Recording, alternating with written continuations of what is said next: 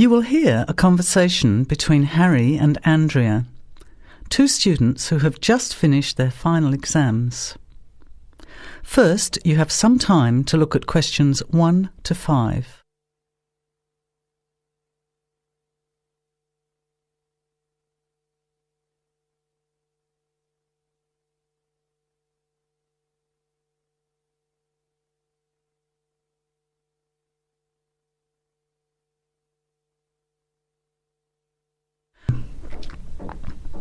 Listen carefully to the conversation and answer questions 1 to 5.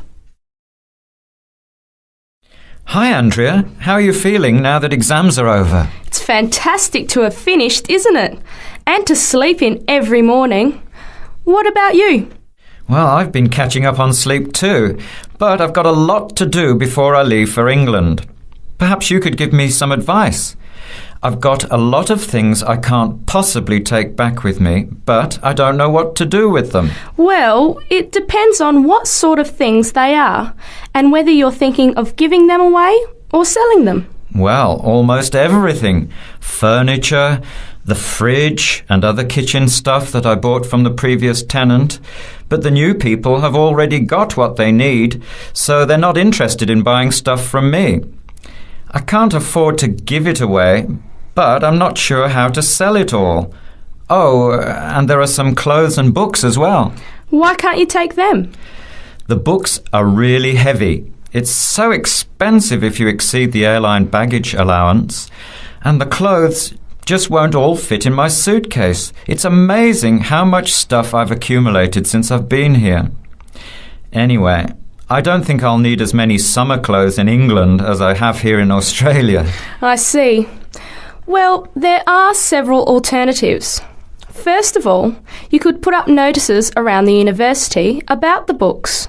You know, on the notice boards in the Student Union building and in the economics department. Anywhere second and third year students will see them. People are always keen to buy cheap textbooks. OK, what should I say on the notices?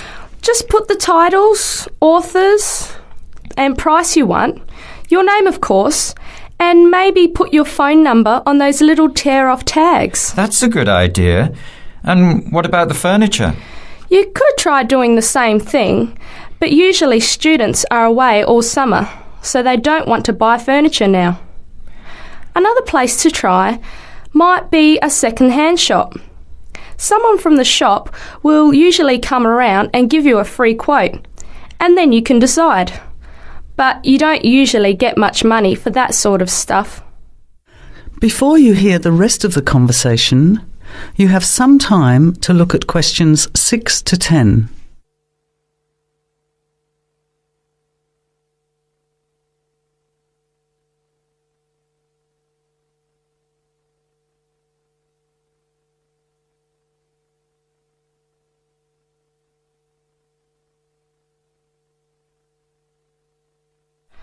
Another alternative is to put an advertisement in the Trading Post.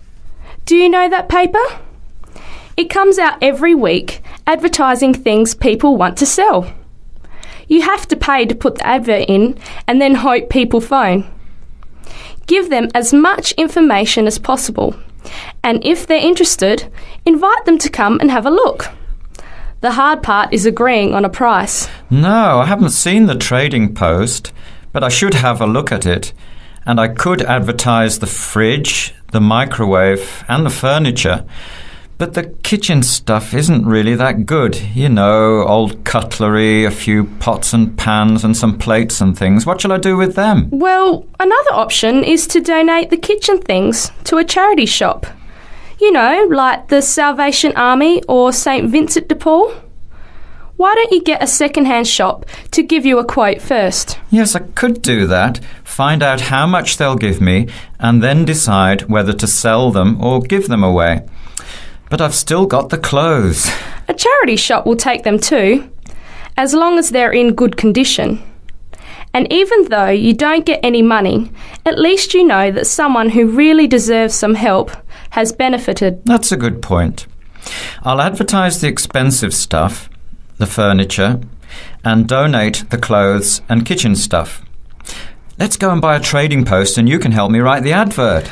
Well, actually, I'm interested in buying the fridge and the microwave, depending on the price, of course. OK, let's see how good you are at bargaining. That is the end of part 1. You now have half a minute to check your answers.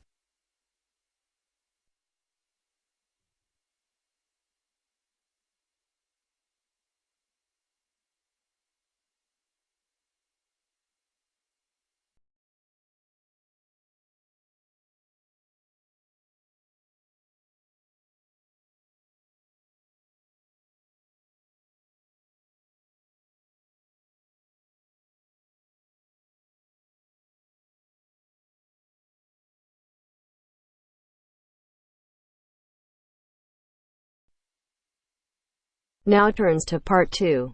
Part 2. You will hear 2 students and their tutor discussing a survey project. First, you have some time to look at questions 11 to 16.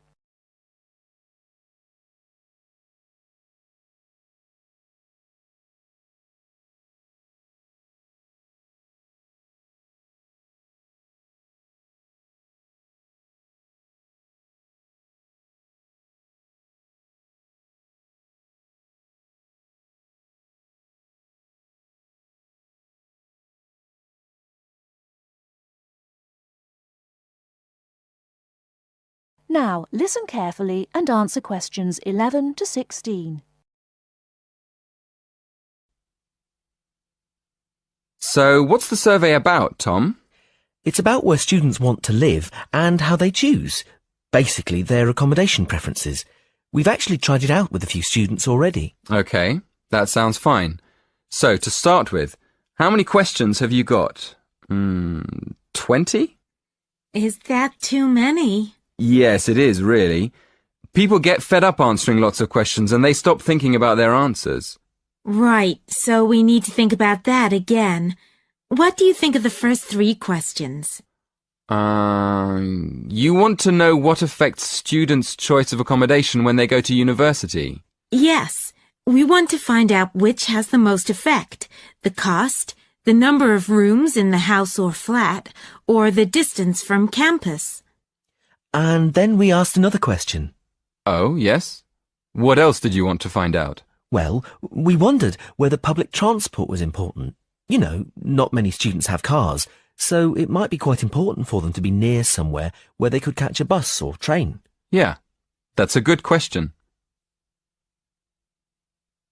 Before you ask any more people, I've got a couple of suggestions for improving the questionnaire. First of all, I think you need to ask fewer questions. As I said, 20 is really too many. I'd cut it down to 10 if I were you. Okay, 10 questions only. And is there anything else you think we should do? Well, yes. Some of the questions are actually quite complicated. I think you should make them clearer. I think they should be easier to understand. And what do you think about asking more questions about cost?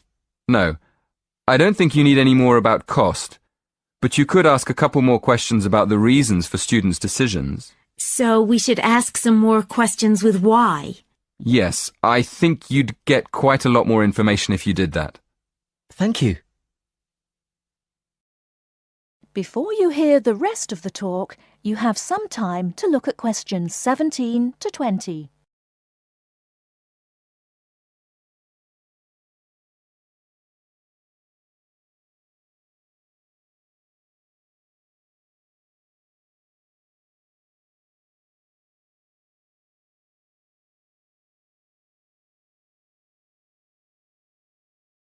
Now listen and answer questions 17 to 20. We've already got some results from our first questionnaire. Do you think we could use them? I don't see why not. What have you found out so far? Well, the number of rooms was only important for 16% of the people we asked. It looks like a lot of students are quite happy to share a room, and even fewer people were concerned about being near a bus stop. Only 10%, in fact. I'm surprised about that. But what about the distance from the university? Well, that was quite important.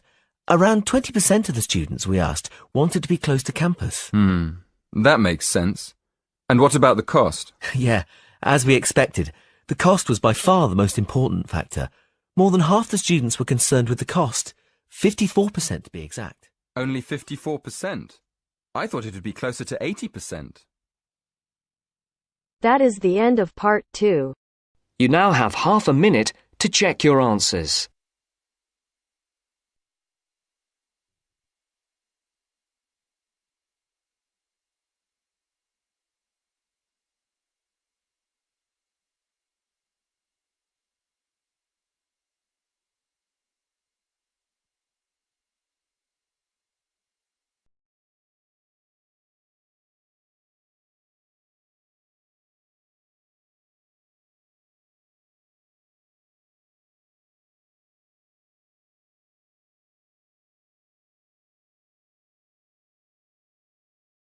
Now turns to part 3.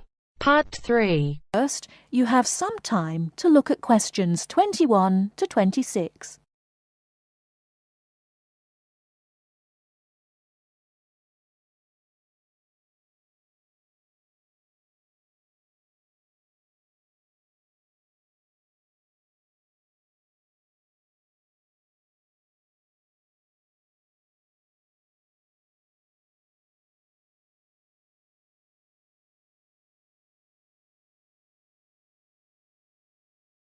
Now listen carefully and answer questions 21 to 26.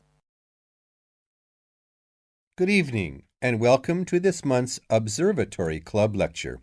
I'm Donald Mackey, and I'm here to talk to you about the solar eclipse in history. 1,000 years ago, a total eclipse of the sun was a terrifying religious experience. But these days, an eclipse is more likely to be viewed as a tourist attraction than as a scientific or spiritual event. People will travel literally miles to be in the right place at the right time to get the best view of their eclipse. Well, what exactly causes a solar eclipse?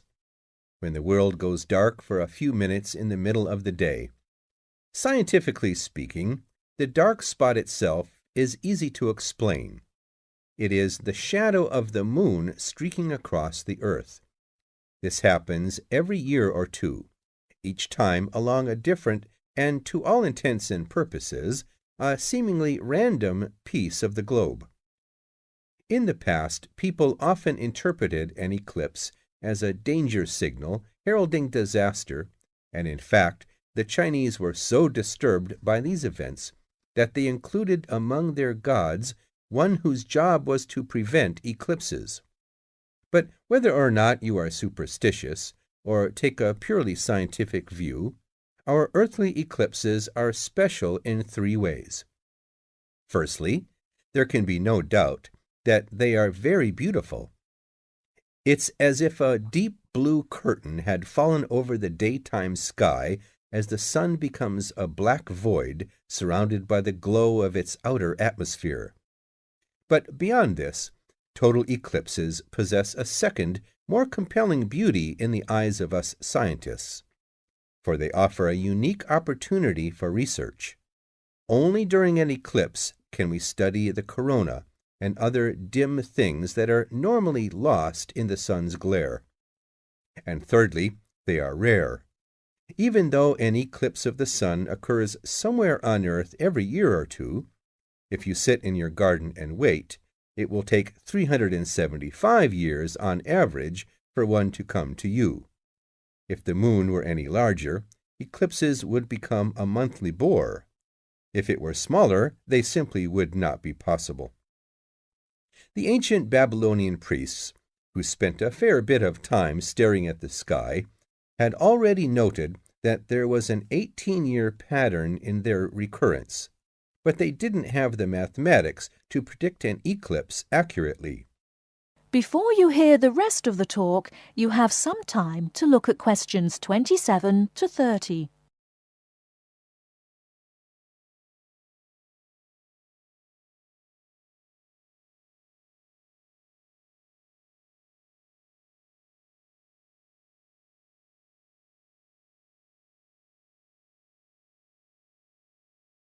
Now listen and answer questions 27 to 30.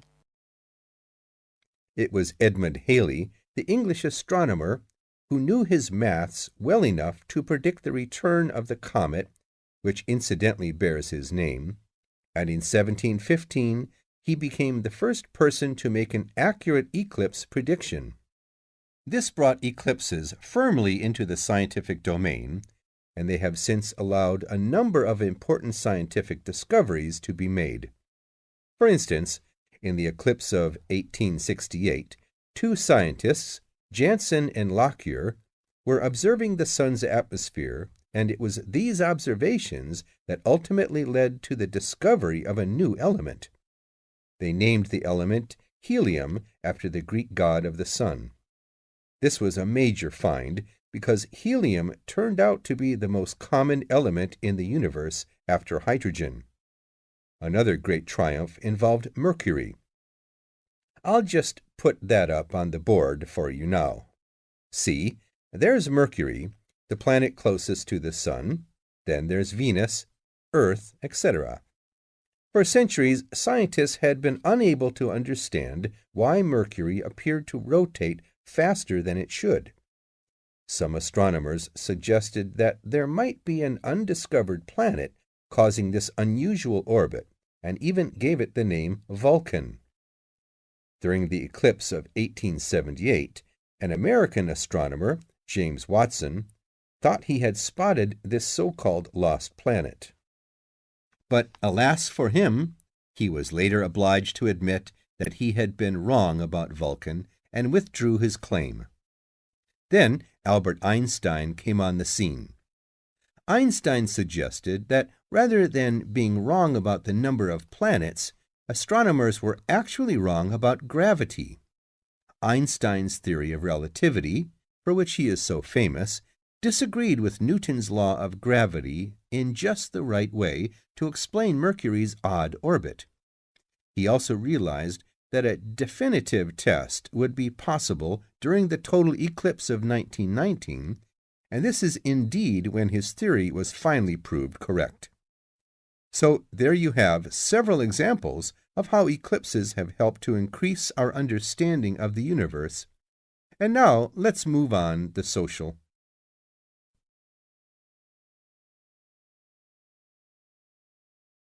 That is the end of part 3. You now have half a minute to check your answers.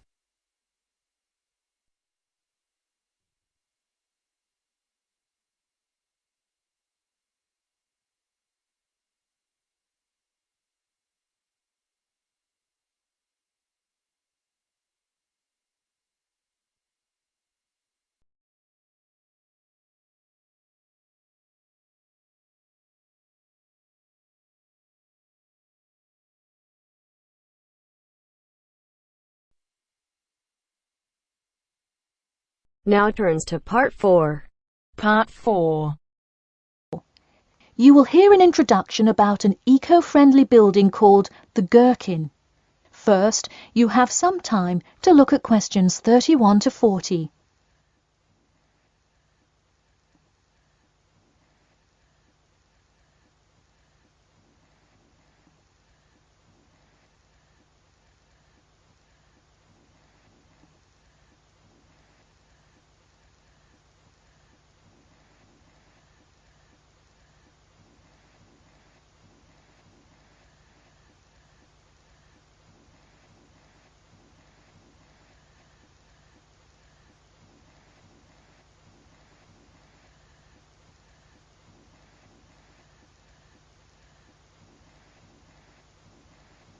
Now, listen carefully and answer questions 31 to 40.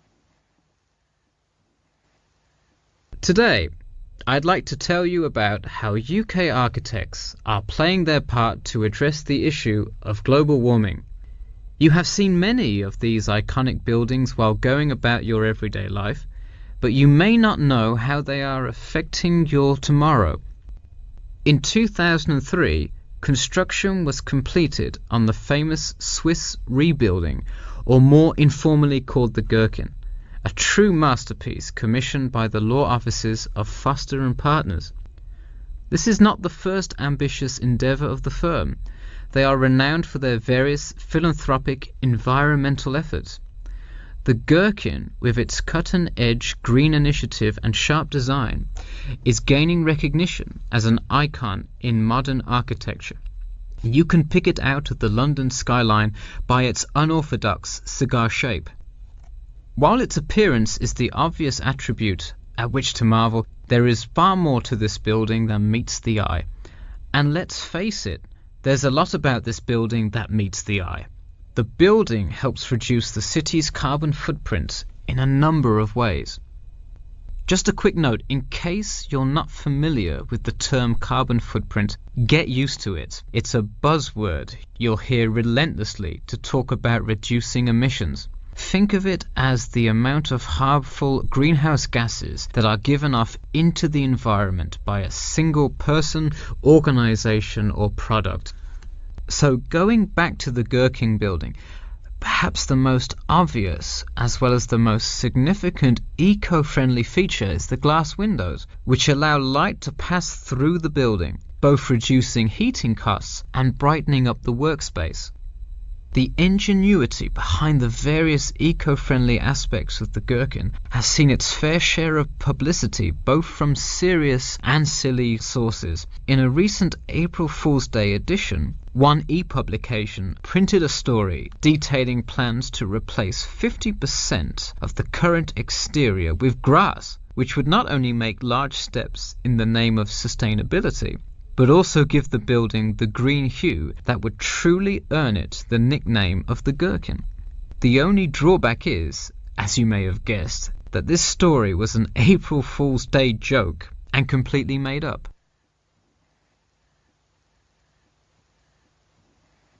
In all seriousness though, the building is setting a new standard of design that other architects and city planners just cannot ignore. The building's bold and cost-efficient design has won a number of architecture awards, including the Sterling Prize, the London Region Award, and the Empress Skyscraper Award, among others. The design comfortably accommodates a large number of offices, while keeping maintenance and operation costs down, striking a superb balance between nature and the workplace. Nature is well and good, as long as the weather is nice outside. Given London's notoriously bad weather, the architects knew they must devise a quality temperature regulation system, and that they did. A special system designed to reduce the building's reliance on air conditioning was devised that cuts consumption in half compared to standard office buildings. There are atria that link each floor vertically to one another, forming spiraling spaces up the entire building. They serve not just as social common spaces, but also act as the building's lungs, distributing clean air from the opening panels in the facade through the entire building. The building isn't all business though. It has its fair share of fun as well. At the very top, a club room offers a picturesque entertainment spot for company functions, private parties, etc., with a breathtaking panoramic view of the city. The creation of such an innovative structure has many wondering what the future of urban planning and architecture may be. Well, if the other projects currently commissioned by Foster & Partners are any indication, the entire city constructed with similarly eco-friendly buildings is not far in the distance. The Masdar City development aims to create a desert city that produces zero waste and removes as much carbon dioxide from the atmosphere as it puts in, a huge feat in protecting our Earth.